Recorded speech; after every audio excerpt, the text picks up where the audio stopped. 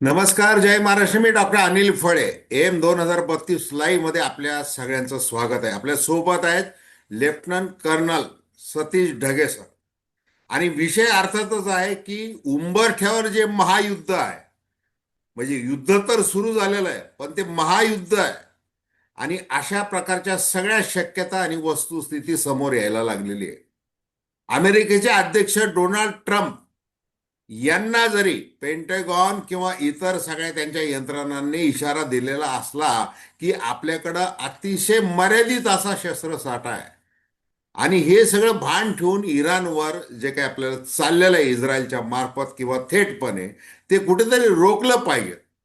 या सगळ्या परिस्थितीमध्ये भारतामध्ये, महाराष्ट्रामध्ये, मराठवाड्यामध्ये काय परिणाम झालेला आहे हे आपल्याला सतीश ढगे यांच्याकडनं ऐकायचं आहे. आता याला अनेक पैलू, अनेक दृष्टिकोन आहेत. म्हणजे बघा की पहिलं म्हणजे काय झालेलं आहे की भारतामध्ये जे राजकीय दृष्ट्या हिंदू राष्ट्र वगैरे ते, आणि मग त्याचा तडका या युद्धामध्ये देखील पाहायला मिळालेला आहे. म्हणजे अहिल्यानगर जिल्ह्यामध्ये मढी येथे जी यात्रा भरते त्याच्यामध्ये काही आमदारांनी अली अयातुल्ला अली खामेनी याच्या मृत्यूचा निषेध तुम्ही का नोंदवताय वगैरे अशा प्रकारचे प्रश्न विचारले गेलेले आहेत.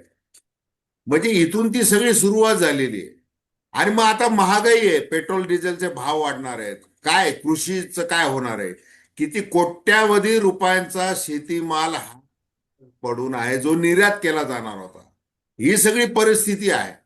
अशा सगळ्या परिस्थितीमध्ये ढगे सर यांच्याकडून जाणून घ्यायचं की नेमकं काय होऊ शकतं, हे किती दिवस युद्ध लांबू शकतं, भारतावर काय परिणाम होऊ शकतो आणि महाराष्ट्रावर काय परिणाम होऊ शकतो. माझी दर्शकांना विनंती की चॅनल सबस्क्राईब करा, सबस्क्राईबचं बटन दाबावं आणि आपली प्रतिक्रिया बिनधास्तपणे नोंदवावी. तटस्थ भूमिकेतून स्वतंत्र पत्रकारिता म्हणून सर्वसामान्यांच्या दृष्टिकोनातून आपण चर्चा करत असतो. बेल आयकॉन दाबा, म्हणजे जेणे ऑल नोटिफिकेशन आपल्याला मिळत राहतील. तर ढगे सर, की तुम्ही सांगा की आता ही महायुद्धाची जी संभाव्य महायुद्ध ज्याला आपण म्हणू, अनेक देश युरोपामधले देखील उतरलेले तर अमेरिकेच्या बाजूने, हे नेमकं काय आहे आणि महाराष्ट्रावर त्याचा कशा प्रकारे परिणाम होत आहे किंवा होऊ घातलेला आहे. बर, तुमच्या प्रश्नाचे जे आहेत दोन अँगल आहेत. पहिले संभाव्य महायुद्ध आणि त्याच्याशी संबंधित थोडीशी आपण चर्चा करू.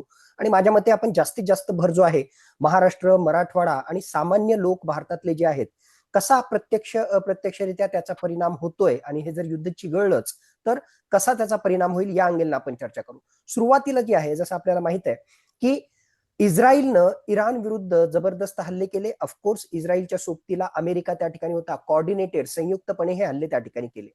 शब्द पहिल्यांदा त्यांनी जो वापरला त्याला त्यांनी वापरला प्रिएम्प्टिव्ह स्ट्राईक. प्रिएम्प्टिव्ह स्ट्राईकचा अर्थ काय त्या ठिकाणी होतो की बाबा मला खतरा आहे तुमच्यापासून, म्हणून जे आहे तो खतरा न्यूट्रलाइज करण्यासाठी, तो खतरा संपवून टाकण्यासाठी एक प्रकारे बचावात्मक किंवा प्रिव्हेंटिव्ह, प्रतिबंधात्मक केलेला हल्ला. पण जरी इस्रायलचे डिफेन्स मिनिस्टर म्हणत असले की हा एक प्रकारे जो आहे प्रिएम्प्टिव्ह स्ट्राईक होता, मागच्या ऑलमोस्ट 4 दिवसांमध्ये आपण जे पाहतोय प्रिएम्प्टिव्ह स्ट्राईकच्या कितीतरी पटीनं पुढे गेलेला आहे. हे ऑफेन्सिव्ह ऑपरेशन होतं. ऑफेन्सिव्ह ऑपरेशन सोडा, हे ऑल आउट वॉर होतं. हे आता सगळ्या जगासमोर त्या ठिकाणी आलेलं आहे. म्हणजे काही मोजके हल्ले त्या ठिकाणी नव्हते, ऑल आउट वॉर होतं. आणि त्याचे वेगवेगळ्या बातम्या आतापर्यंत आपण पाहिल्या असतील की पहिल्या काही सेकंदांमध्येच, पहिल्या 30 सेकंदांमध्ये जे आहे इराणचे 30 महत्वाचे मिलिटरी कमांडर जे आहे टिपण्यामध्ये इस्रायल आणि अमेरिकेला यश मिळालं. आणि काय किती मोठ्या प्रमाणामध्ये हल्ले होत आहेत ते सगळं आपण त्या ठिकाणी पाहिलं. आता शब्द त्या ठिकाणी वापरला जातोय तिसरं महायुद्ध. मग आता तिसऱ्या महायुद्धाला येण्याच्या ऐवजी, म्हणजे तिथे येण्याच्या आधी मी जसं सुरुवातीला म्हटलं का हा प्रिएम्प्टिव्ह स्ट्राईक होता. मग प्रिएम्प्टिव्ह स्ट्राईक नंतर हळूहळू ज्या प्रकारे इराणनं याला रिस्पॉन्ड केलं, हेतू पुरस्सरपणे त्या ठिकाणी करतोय की बाबा हजारो किलोमीटर, तुम्ही जर भूगोल त्या ठिकाणी पाहिला तर इथे इराण पासून जे आहे 1,500 किलोमीटर दूर इस्रायल आहे. म्हणजे यांच्या सीमा काही एक दुसऱ्याशी सटीक नाहीत. आणि हजारो किलोमीटर दूर असा अमेरिका त्या ठिकाणी. तर त्याच्यामुळे इराणनं अमेरिकेवर हल्ला परसे करणं किंवा इराणनं इस्रायलवर हल्ला करणं, इस्रायलवर तरी त्या ठिकाणी एकदा हल्ला करता येईल, पण अमेरिकेवर हल्ल्याची दूर दूरपर्यंत काहीच त्या ठिकाणी शक्यता नाही. मग आता इराणला जर याचा बदला घ्यायचा असेल तर मग इराण काय करतोय, सगळ्या जगाचं लक्ष त्या ठिकाणी ओढून घेणं, जेणेकरून या अमेरिकेवर दबाव पडेल, इस्रायलवर दबाव पडेल आणि कमीत कमी चर्चेच्या माध्यमातून अमेरिका आणि इस्रायलनं जी आक्रमकता घेतलेली आहे त्याला कुठेतरी बोथट करण्यामध्ये तो यशस्वी होईल, म्हणून तो अरब राष्ट्रांमध्ये, मग ते सौदी अरेबिया असेल, युएई असेल, कुवेत असेल, बहारीन असेल, वेगवेगळ्या ठिकाणचे जे मिलिटरी बेसेस आहेत अमेरिकेचे, त्यावर त्या ठिकाणी हल्ला करतोय.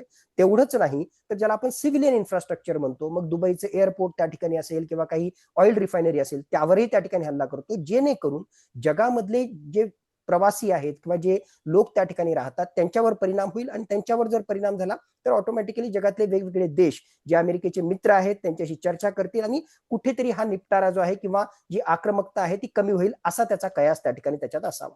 म्हणजे सुरुवातीला दोन देशांमधला संघर्ष हा अरब राष्ट्रांना आता कवेत त्या ठिकाणी घेतलेला, म्हणजे ऑलरेडी एक क्षेत्रीय युद्धामध्ये त्या ठिकाणी कन्वर्ट झालेलं आहे. इथपर्यंतच थांबलं नाही तर आता युरोपियन युनियन किंवा नेटो जी सदस्य राष्ट्र आहे, ज्यामध्ये युनायटेड किंगडम म्हणजे इंग्लंड आहे, त्याचबरोबर फ्रान्स आहे, आणि या इतरही राष्ट्रांनी जे आहे अमेरिकेला त्या ठिकाणी पाठिंबा दिलेला आहे, तुमच्या सोबत आम्ही या युद्धामध्ये आहोत. म्हणजे दोन राष्ट्रांमधला संघर्ष, अरब राष्ट्र इन्व्हॉल्व्ह झाली. एवढंच नाही, आता नेटो सदस्य राष्ट्र, मुख्यतः युरोप सुद्धा त्या ठिकाणी इन्व्हॉल्व्ह झाला.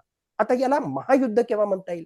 हे सगळं जरी अमेरिका आणि इस्रायलच्या बाजूला ही सगळी जरी मंडळी त्या ठिकाणी ऍड होत असली तरी एका बाजूला त्यांच्या विरुद्ध जो लढतोय तो एकटाच आहे. इराण जो आहे तो एकटाच त्या ठिकाणी लढतोय. त्याच्याकडे असणारे जे काही ड्रोन्स असतील, मिसाईल्स असतील, त्याच्या आधारावर जो आहे तो एकटाच लढतो. अशी इराणला अपेक्षा त्या ठिकाणी असेल की ज्यावेळेस खरोखरच अशा प्रकारचा संघर्ष होईल त्यावेळेस आपल्या बाजूनं चायना उभा राहील, आपल्या बाजूनं रशिया त्या ठिकाणी उभा राहील आणि इतरही काही राष्ट्र उभा राहतील. पण आज घडीला मला वाटतं की ज्याला म्हणतात बूट्स ऑन ग्राउंड, खरोखर जे आहे युद्धभूमीवर चायना किंवा रशिया इराणच्या बाजूने उभा राहणार नाही. आणि त्याचं कारण असं आहे, रशिया मागच्या 4 वर्षापासून जे आहे ऑलरेडी युक्रेन सोबत लढतोय. मोठ्या प्रमाणामध्ये त्याची सैनिक असतील, त्याची शस्त्रास्त्र तिथे इन्व्हॉल्व्ह आहे, म्हणून रशिया जो आहे काही इराण सोबत युद्धभूमीवर त्या ठिकाणी उभा राहणार नाही. चायना नक्कीच, चायनाचं जे आहे या युद्धामुळं आर्थिक गणित त्या ठिकाणी बिघडतंय, कारण ऑइल सप्लाय जो आहे त्यावर चायना डिपेंडंट त्या ठिकाणी, आणि हे जर युद्ध चिघळलं तर त्याला विपरीत परिणाम होतील. पण चायना अमेरिकेशी इराणच्या माध्यमातून पंगा घेण्याच्या ऐवजी भविष्यामध्ये तैवान प्रश्नावरून जर पंगा होण्याची गरज पडली तर तशा प्रकारे येईल, म्हणून चायना सुद्धा प्रत्यक्षरित्या येत नाही. म्हणजे आंतरराष्ट्रीय स्तरावर जे आहे पाठिंबा देणं, निषेध करणं हे ठीक आहे, पण बॅटलफील्डवर, युद्धभूमीवर जे आहे चायना आणि रशिया हे त्या ठिकाणी उतरलेले नाहीत. आणि जोपर्यंत चायना, रशिया इराणच्या बाजूला येत नाही, नॉर्थ कोरिया त्यांच्या बाजूला येत नाही, इतर इस्लामिक राष्ट्र येत नाही, तोपर्यंत खऱ्या अर्थाने याला तिसऱ्या महायुद्धाचं स्वरूप येणार नाही. का? कारण मी म्हणतो एका बाजूला जे आहे एक गट तर तगडा त्या ठिकाणी होतोय, पण दुसऱ्या बाजूला इराण एकटा पडलेला आहे. आणि म्हणूनच असा कयास त्या ठिकाणी बांधला जातोय की हे फुल फ्लेज्ड वॉर जे आहे हे फार काळ इराणला त्या ठिकाणी टिकवता येणार नाही. यस, तो लढा देत राहील, पण एक पुढच्या 4 ते 7 दिवसामध्ये मोठ्या प्रमाणामध्ये इराणची केपेबिलिटी, मिलिटरी केपेबिलिटी म्हणतोय मी, फुल फ्लेज्ड वॉरसाठी ती मोठ्या प्रमाणामध्ये जे हॅम्पर होईल अशी आशा त्या ठिकाणी त्याच्यात आहे. आता या पुढच्या काही दिवसामध्ये तो किती नुकसान इस्रायल आणि अमेरिकेचं करू शकतो त्यावर पुढचं त्या ठिकाणी गणित आहे. तर म्हणून पहिला जो तुमचा मूळ प्रश्न होता की बाबा पुढे याचं काय होईल, तिसरं महायुद्ध होऊ पण शकतं, थेरोटिकल पॉसिबिलिटी पहिल्यापासूनच त्या ठिकाणी, पण आज घडीला तरी जे आहे बाकीचे हे सगळे फॅक्टर पाहता खरोखरच ते तिसऱ्या महायुद्धामध्ये कन्वर्ट होईल का माहित नाही, पण क्षेत्रीय युद्ध तर नक्कीच झालेलं आहे. दोन देशांच्या पलीकडे हे सगळं त्या ठिकाणी नक्कीच गेलेलं आहे. आता आपण येऊ भारतामध्ये. बऱ्याच वेळेस असं म्हटलं त्या ठिकाणी जात असेल की बाबा ठीक आहे, हे युद्ध त्या ठिकाणी होत आहे, का उगाच एवढी सगळी चर्चा करायची, काय देणं घेणंच आपलं काय, एवढे हजारो किलोमीटर दूर तिथं सगळं हे भांडण चालू आहे त्या ठिकाणी, तुम्हाला तुमचे तुमचे प्रश्न नाही आहेत का? नक्कीच प्रश्न आहेत, आपलं सगळं त्या ठिकाणी आहे. पण आज जग जे ते खऱ्या अर्थानं ग्लोबल विलेज झालेले, ते फक्त पुस्तकामध्ये वाचण्यासाठी किंवा भाषणामध्ये नाही, तिथे होणाऱ्या गोष्टीचा प्रत्यक्ष अप्रत्यक्ष परिणाम आपल्यावर होतो, इथे होणाऱ्या गोष्टींचा प्रत्यक्ष अप्रत्यक्ष परिणाम त्यांच्यावर त्या ठिकाणी होतो. कसं मी ते त्या ठिकाणी सांगतो. 4च दिवस झालेले आहेत. पहिल्याच दिवशी ज्यावेळेस हे सगळं युद्ध त्या ठिकाणी पेटलं आणि मग इराणनं काय केलं, दुबईच्या इंटरनॅशनल एअरपोर्टवर हल्ला केला, दोहाच्या एअरपोर्टला जे आहे त्या ठिकाणी हानी पोहोचवली, रियादमध्ये जे आहे ती हानी पोहोचवली. काय झालं, पहिल्याच काही तासामध्ये जे आहे हजारो जे प्रवासी होते, एअर ट्रॅव्हलर, कारण आपल्याला माहिती आहे जगामध्ये दुबई एअरपोर्ट हे बिझिएस्ट एअरपोर्ट त्या ठिकाणी मानलं जातं. युरोपला जायचं असेल, अमेरिका किंवा बाकीच्याही ठिकाणी जाण्यासाठी दुबई जे आहे एक महत्वाचं सेंटर त्या ठिकाणी. मग अशा प्रकारचे हल्ले झाल्यानंतर खूप सारे एअर सर्व्हिसेस जे आहेत त्या ठिकाणी सस्पेंड कराव्या लागल्या.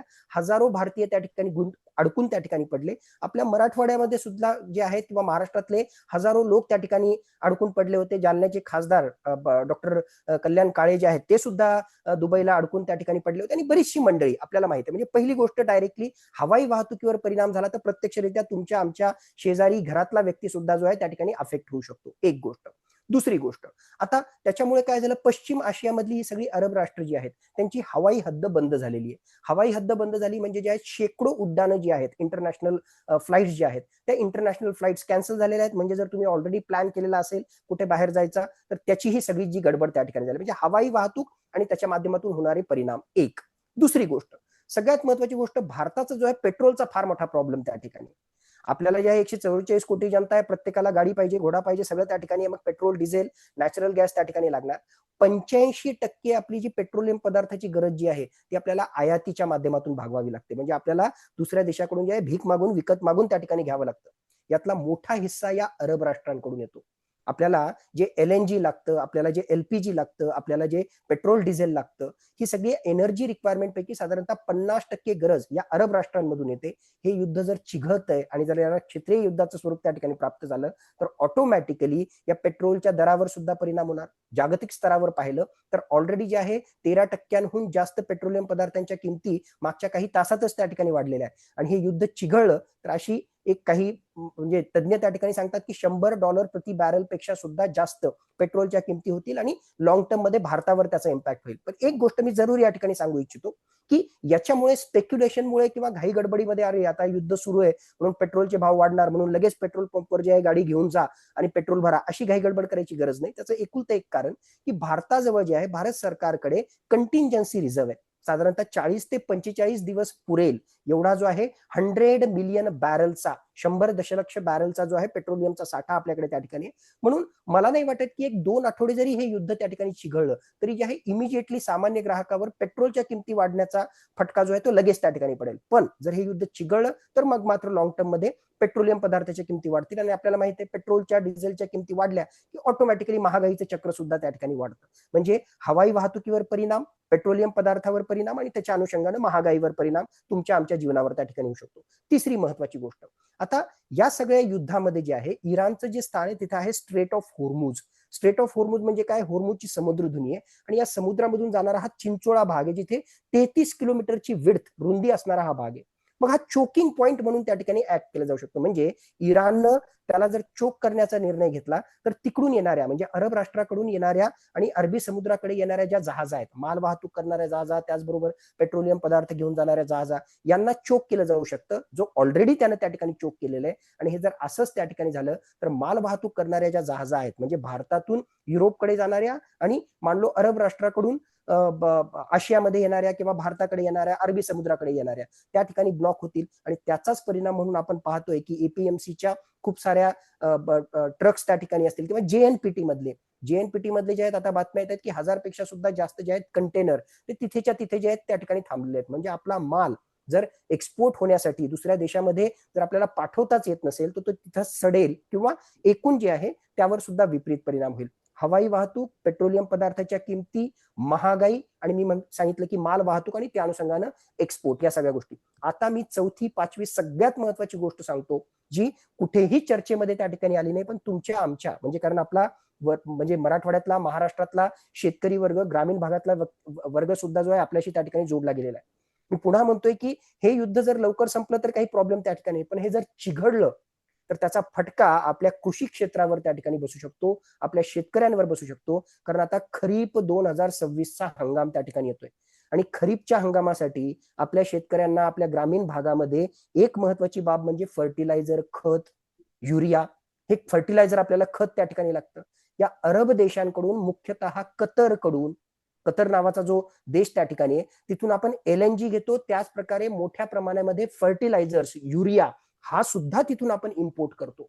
मग या अरब देशांकडून जे युरिया, फर्टिलायझर, हे खत जे आपण त्या ठिकाणाहून आयात करतो, जर हे युद्ध त्या ठिकाणी चिघळलं, हे स्ट्रेट ऑफ होर्मुझ असंच जर त्या ठिकाणी बंद राहिलं तर येणाऱ्या काळामध्ये या खताची आयात आणि त्यावर त्या ठिकाणी परिणाम होईल.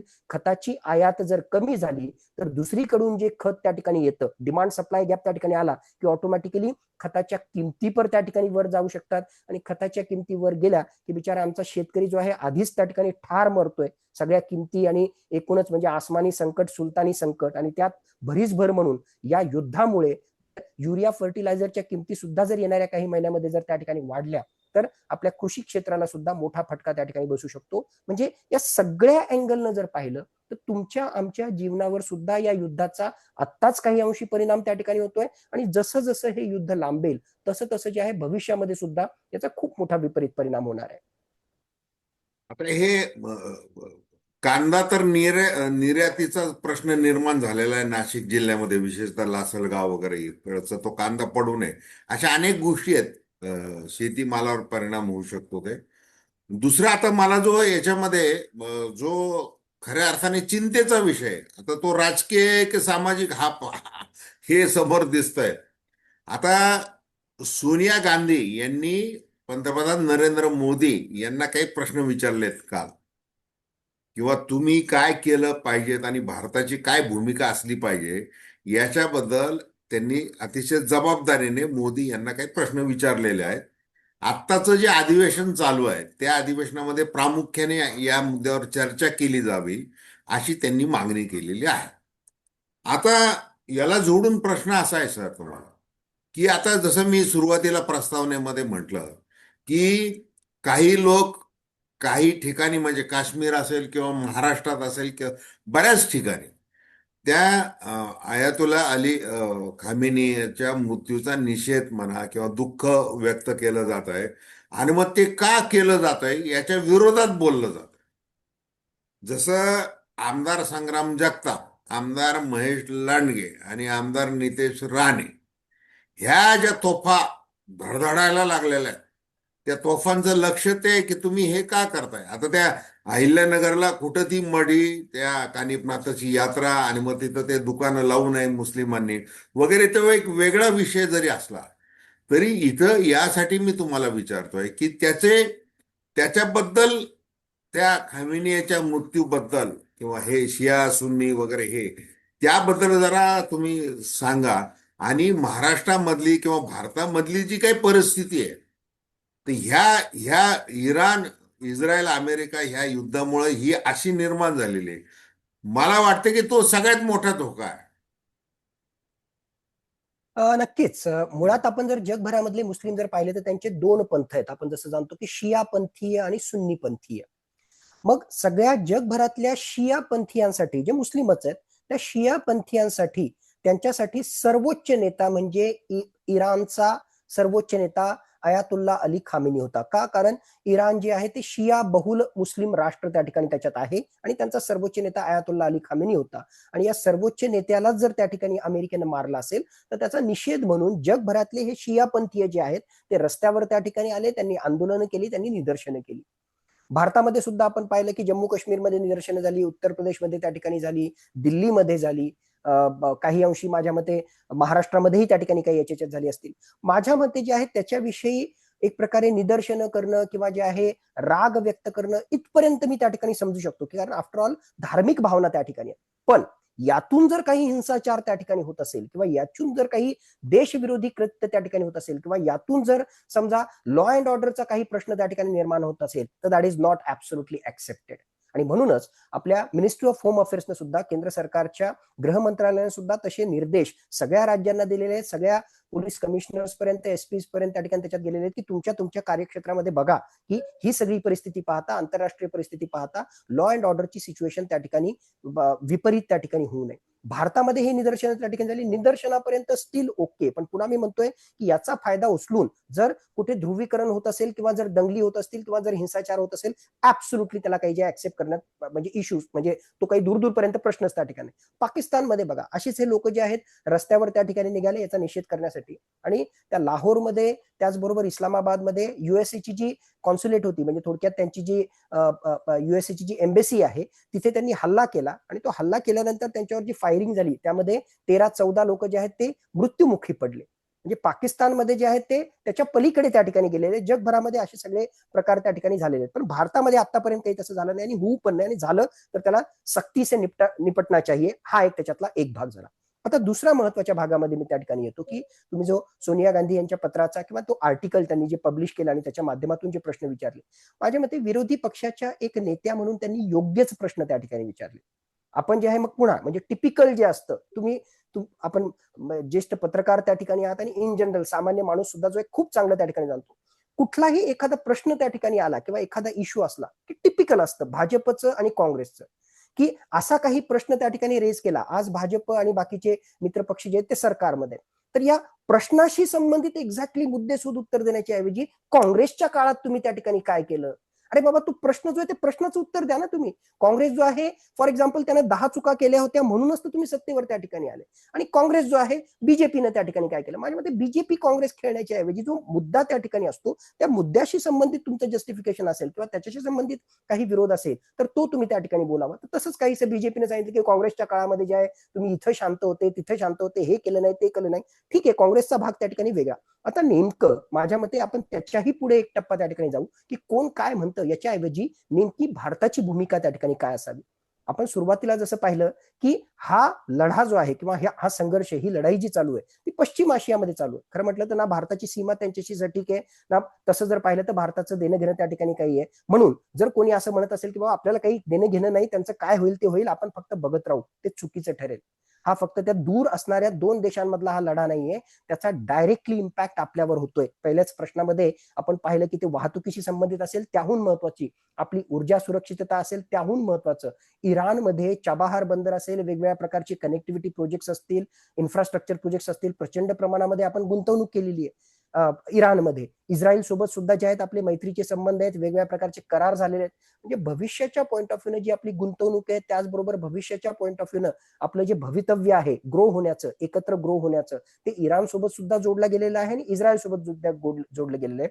म्हणून हे युद्ध जेवढं चिघळेल तेवढा भारताचं नुकसान आहे. म्हणून जितक्या लवकर हे युद्ध संपेल कुठल्याही अँगलने, मी स्पष्टच सांगतो, म्हणजे एकदा काय इराणचं वाटोळं व्हायचं किंवा IRGCचं वाटोळं व्हायचं ते वाटोळं त्या ठिकाणी हो, किंवा चर्चेच्या माध्यमातून यांच्यामध्ये जर काही सुलह त्या ठिकाणी झाली आणि हा पुन्हा स्ट्रेट ऑफ हॉर्मुझ ओपन होणं असो किंवा हे सगळी जी परिस्थिती जी आहे चिघळलेली परिस्थिती ती पूर्ववत झाली तर ते भारताच्या फायद्याचं आहे. आणि म्हणूनच भारताजवळ जी सगळ्यात मोठी स्ट्रेंथ आहे ती म्हणजे स्ट्रॅटेजिक ऑटोनॉमी.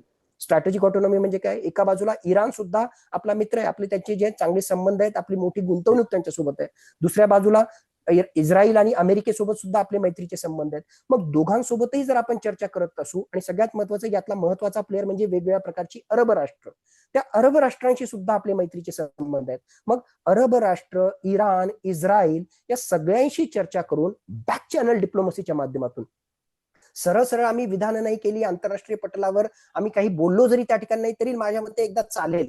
भाषणं देण्याच्या ऐवजी किंवा फक्त स्टेटमेंट देण्याच्या ऐवजी खरोखरच बॅक चॅनलमध्ये तुम्ही ऍक्टिव्हली जर काम करत असाल तर माझ्या मते तुम्ही योग्य करताय. पण तुम्ही जर फक्त बघ्याची भूमिका घेत असाल आणि त्याच्या अनुषंगानं हे युद्ध जसं काही होईल तसं जर त्या ठिकाणी चालत असेल तर ते फायद्याचं ठरणार नाही. मग बॅक चॅनल डिप्लोमसीच्या माध्यमातून यांच्याशी चर्चा करावी आणि कसा हा तणाव किंवा संघर्ष निवळेल. आणि मी जसं म्हटलं, या युद्धाची समाप्ती, या संघर्षाची समाप्ती यामध्ये आपलं त्या ठिकाणी हित आहे. बोललं आंतरराष्ट्रीय पटलावर जर तुमच्यात हिंमत असेल आणि त्या अनुषंगानं भारताचं हित त्यामध्ये असं जर तुम्हाला वाटत असेल तर बिलकुल तुम्ही स्टेटमेंट त्या ठिकाणी द्या. इव्हन स्टेटमेंट जरी नाही दिले तरी मागे जर तुम्ही त्या ठिकाणी पडद्या मागून राहून जर तुम्ही त्या ठिकाणी काम केलं आणि यशस्वी जर होत असाल तर तुम्ही त्या ठिकाणी नक्कीच योग्य काम करताय. माझ्या मते ऑलरेडी भारताचे परराष्ट्र मंत्री त्याचबरोबर प्रधानमंत्री काही अरब राष्ट्रांच्या नेत्यांशी त्या ठिकाणी बोललेले आहेत. अजूनही इराण विषयी कुठलंही स्टेटमेंट भारतानं दिलं नाही. काही जण त्या ठिकाणी म्हणतील आणि त्याला बिलकुल म्हणजे त्या गोष्टीमध्ये जे आहे दम आहे की आयातुल्ला अली खामेनीचा मृत्यू झाला त्याच्याविषयी एक शब्दही आपण त्या ठिकाणी काढला नाही. पण UAE वर हल्ला झाला, आम्ही त्याच्याविषयी कन्सर्न आहोत, कतरवर त्या ठिकाणी हल्ला झाला, आम्हाला त्याची काळजी वाटते, हे अधिकृत स्टेटमेंट आपण त्या ठिकाणी दिलेले आहेत. तर ही कुठेतरी जी आहे इस्रायलकडे झुकलेली किंवा अमेरिकेकडे झुकलेली आपली रणनीती आहे असं जर आपण त्या ठिकाणी म्हटलं तर माझ्या मते नक्कीच त्याच्यामध्ये दम आहे, त्या क्रिटिसिझम मध्ये त्या ठिकाणी दम आहे. सोनिया गांधी यांनी जे प्रश्न त्या ठिकाणी रेज केले बिलकुल बरोबर आहे. म्हणजे अमेरिका जो आहे तो दादागिरीच करतोय, त्याविषयी काही प्रश्नच नाही की तुझ्या मनामध्ये आलं इतके हजारो किलोमीटर दूर तुला वाटलं की तो न्यूक्लिअर मिसाईल्स त्या ठिकाणी बनवतोय. म्हणजे जगातली सर्वात मोठी IAEA international atomic energy agency जी एक्सपर्ट एजन्सी आहे की या सगळ्या न्यूक्लिअर इश्यूज विषयी, IAEA म्हणतोय की बाबा इराणकडे कुठलेही न्यूक्लिअर वेपन्स त्या ठिकाणी नाही. तो म्हणतोय पण त्या डोनाल्ड ट्रम्पला वाटलं म्हणून जे आहे त्यांनी न्यूक्लिअर मिसाईल्स बनवले असते तर त्यांनी जे आहे आमच्या विरुद्ध हल्ला केला असता, मग आमचं अस्तित्व आणि जगाचं अस्तित्व खतऱ्यात आलं असतं. जगाच्या भल्यासाठी जे आहे आम्ही इराणवर हल्ला केला. म्हणजे ही बकवासबाजी जी आहे तो डोनाल्ड ट्रम्प करतोय आणि त्याची दादागिरी त्या ठिकाणी करतोय, हे सत्य, त्याविषयी काही वादच नाही. आणि मग बाकीचे जे प्रश्न केले की दुसऱ्या देशाच्या एका प्रमुखाला त्या ठिकाणी मारणं, दुसऱ्या देशामध्ये जाऊन ही कारवाई करणं, हे चूक आहे याविषयी तर काही प्रश्नच नाही. म्हणजे मानवतेच्या विरोधात आहे, इंटरनॅशनल नॉर्म्सच्या विरोधात त्या ठिकाणी आहे. पण मागचा मागच्या 14 महिन्यांचा कालावधी पहा डोनाल्ड ट्रम्पचं, असे कित्येक मुद्दे त्या ठिकाणी आहेत की डोनाल्ड ट्रम्पनं तिथे असंच केलेलं आहे. तो टेरिफ वॉरचा भाग असो, हा अटॅक करण्याचा असो, व्हेनेझुएलाच्या निकोलस मदुरोला त्याच्या घरामधून उचलून आणण्याचा असो, मग ही दादागिरी नाही तर काय, हे तर चुकीचं त्या ठिकाणी आहेच. आता फक्त यातला एक शेवटचा आणि महत्वाचा मुद्दा मी त्या ठिकाणी सांगतो. डोनाल्ड ट्रम्पनं मागच्या 14 महिन्यामध्ये जे आहे तुंतुन लावलेलं आहे काय, की मी जे आहे 8 युद्ध थांबवली, जगातली जे आहे 8 युद्ध त्या ठिकाणी थांबवली नाही थांबवली ते देवालाच माहित आणि त्याला माहित काय केलं काय त्या ठिकाणी. पण मला वाटतं की भारताकडे जे आहे ती जबरदस्त संधी आहे. नरेंद्र मोदी जे आहेत ऑफकोर्स म्हणजे एक इमर्जिंग लिडरशिप आहे, ग्लोबल लिडरशिप त्या ठिकाणी त्याच्यात आहे. खरोखरच मी जसं सांगितलं की भारताकडे ती स्ट्रेंथ आहे, भारताकडे जे ती पॉझिटिव्ह सकारात्मक याला कॉन्ट्रीब्युट करण्याची पोझिशनमध्ये नक्कीच भारत त्या ठिकाणी. बघ्याची भूमिका सोडून जर भारतानं हा जो संघर्ष आहे ज्याच्यामुळे सगळं जग होरपळून निघतंय, प्रचंड परिणाम संपूर्ण जगावर होत आहेत, फक्त या 2 देशावर होत नाही. भारतानं जर खरोखरच सकारात्मक भूमिका घेऊन खरोखरच काही ऍक्टिव्हली काम केलं आणि त्याच्यामुळे हा संघर्ष जर निवळण्यामध्ये भारत जर त्या ठिकाणी यशस्वी राहिला, यासाठी त्याला अरब देशाची मदत मिळेल. मी म्हणतो यासाठी त्याला चायनाची सुद्धा त्याला मदत मिळू शकते का, कारण चायना सुद्धा हे स्ट्रेट ऑफ होर्मुझ बंद झाल्यामुळे या प्रकारे सगळा तेल व्यापार जो आहे तो अफेक्ट झाल्यामुळे चायना सुद्धा जो आहे मोठ्या प्रमाणामध्ये बाधित त्या ठिकाणी होतोय. त्यामुळे चायना असेल, जपान असेल, साऊथ कोरिया त्या ठिकाणी असेल, अरब राष्ट्र त्या ठिकाणी असतील, काही युरोपियन राष्ट्र असतील, ही एक प्रकारे जे भारताला सपोर्ट करतील जर भारतानं जे आहे काही खमकी भूमिका घेतली आणि हा सुलह किंवा अशा प्रकारचा संघर्ष निवळण्यासाठी महत्वाची भूमिका अदा केली. आणि जर भारत हे करण्यामध्ये यशस्वी होत असेल, नरेंद्र मोदी यांचं नेतृत्व खरोखरच याच्यामध्ये जर यशस्वी होत असेल, तर मी म्हणेल की एका बाजूला जे तुंतुन डोनाल्ड ट्रम्पनं वाजवलं होतं की मी 8 युद्ध थांबवली, ती 8 राहू दे तुझी बाजूला, आम्ही हे 1 युद्ध थांबवणं, म्हणजे हिंदीमध्ये म्हणे ना की 100 सुनार की 1 लुहार की. माझ्या मते नरेंद्र मोदी यांचं हे जे आहे 100 सुनार की 1 लुहार की सारखं असेल. तुझे 8 युद्ध थांबवले नाही थांबवले देवालाच माहित, पण आमचं हे 1 युद्ध थांबवणं आमच्या फायद्याचं आहे, जगाच्या फायद्याचं आहे. आणि खऱ्या अर्थानं as an emerging leader world लेवलला हे नरेंद्र मोदी त्या ठिकाणी असतील. और अदरवाईज 144 कोटी जनता आहे, त्यातले नरेंद्र मोदी भक्तही भरपूर आहेत आणि खरोखर चांगलं काम करतायत. मी मुद्द्यावाईज जे आहे त्यांना सपोर्टही करत असतो आणि त्यांना विरोधही करत असतो. नाहीतर जे आहे 144 कोटीमध्ये आहेच ना जनता उधो उधो करणारी. पण आंतरराष्ट्रीय स्तरावर जर हे त्या ठिकाणी करायचं असेल तर माझ्या मते एक खूप चांगली संधी भारताकडे आहे आणि मुख्यतः भारताच्या नेतृत्वाकडे सुद्धा आहे. हा ढगे सर, आता आपली वेळही संपत आलेली आहे. जाता जाता म्हणजे तुम्हाला एक धन्यवाद द्यायचे की तुमचं इतकं बिझी शेड्यूल आहे, तुम्हाला सगळ्याच वृत्तवाहिन्या वगैरे सगळीकडनं सातत्याने तुम्ही लोकांना निवेदन करताय, चांगली माहिती देताय. तर खूप खूप धन्यवाद तुमचे की तुम्ही आमच्या चॅनलसाठी इतका वेळ दिलेला आहे. खूप खूप धन्यवाद. पण जाता धन्यवाद. जाता मला दर्शकांना आणि सांगायचं की चॅनल अवश्य सबस्क्राईब करावं आणि आपल्या प्रतिक्रिया देखील नोंदवाव्यात. आता ढगे सर, तुम्ही जो शेवटचा जो मुद्दा मांडला आता की मी 8 युद्ध थांबवलेले आहेत, मग डोनाल्ड ट्रम्पला असं वाटतंय की मला आता नोबेल पारितोषिक मिळालं पाहिजे शांततेचं. ते एक आहे. दुसरं म्हणजे तुम्ही पंतप्रधान नरेंद्र मोदी यांच्यावर एवढं होऊन देखील विश्वास जो दाखवलेला आहे तो महत्वाचा आहे. कारण की त्यांना आता कसं आहे की ते इस्रायलला नेत्यानाहूंना अगदीच भेटून आले आणि त्याच्यानंतरच हे सगळं सुरू झालेलं आहे. याच्यावर देखील प्रश्न काँग्रेसच्या वतीने विचारला जातोय एकूणच. आणि मग त्याचे जे पडसाद आहेत भारतामधलं म्हणजे पॉलिटिकल आणि जिओ पॉलिटिकल हे कुठेतरी कनेक्ट करून आपली पोळी भाजून घेणं, पोलरायझेशन वगैरे असे जे केविलवाने म्हणजे प्रकारे ज्याचा निषेध करावा तेवढा थोडा आहे. कारण की याच्यामध्ये शेतीमालापासून अगदी नागरिकांच्या सुरक्षतेपर्यंत महागाईचे इतर अनेक मुद्दे असताना अशा प्रकारे आपला पोलरायझेशनसाठी किंवा ध्रुवीकरणासाठी फायदा करून घ्यायचा हे अतिशय निषेधार्थ आहे. तर आपण स्पष्टपणे आणि अतिशय समतोलपणे मतं मांडलेली आहेत. खूप खूप धन्यवाद ढगे सर. धन्यवाद.